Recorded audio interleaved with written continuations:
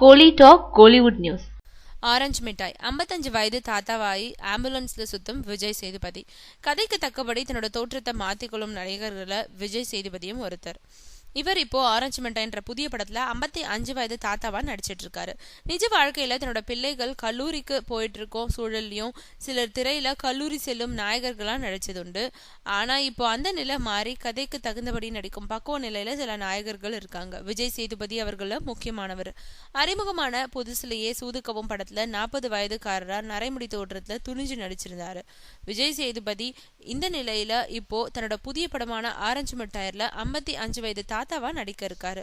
அதுவும் நோயாளி தாத்தாவா. இந்த நிலையில தன்னோட தாத்தா கதாபாத்திரம் தொடர்பா செய்தி நிறுவனம் ஒண்ணுக்கு விஜய் சேதுபதி பேட்டி அளிச்சிருக்காரு. அதுல அவர் சொல்லியிருக்கிறது, இந்த படமானது 2 முக்கிய கதாபாத்திரங்களை சுத்தி அமைஞ்சிருக்கு. அதாவது என்னோட சூதுக்கவும் படத்துல இணைஞ்சு நடிச்ச ரமேஷையும் என்னையும் மையமா வச்சு இந்த கதை நடக்குது.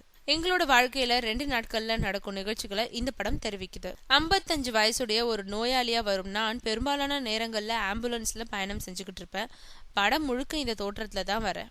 ஆரஞ்சு மிட்டாயானது இனிப்பும் புளிப்பும் சேர்ந்து சுவையை கொடுக்கறது மாதிரி வாழ்க்கையிலயும் இத்தகைய சுவைகள் கலந்திருக்கோன்றத இந்த படம் சித்தரிக்குது. வாழ்க்கையோட எளிய பக்கத்தையும் அதே சமயம் உணர்ச்சிகரமான பக்கத்தையும் இந்த படம் வெளிப்படுத்தும்னு விஜய் சேதுபதி தெரிவிச்சிருக்காரு.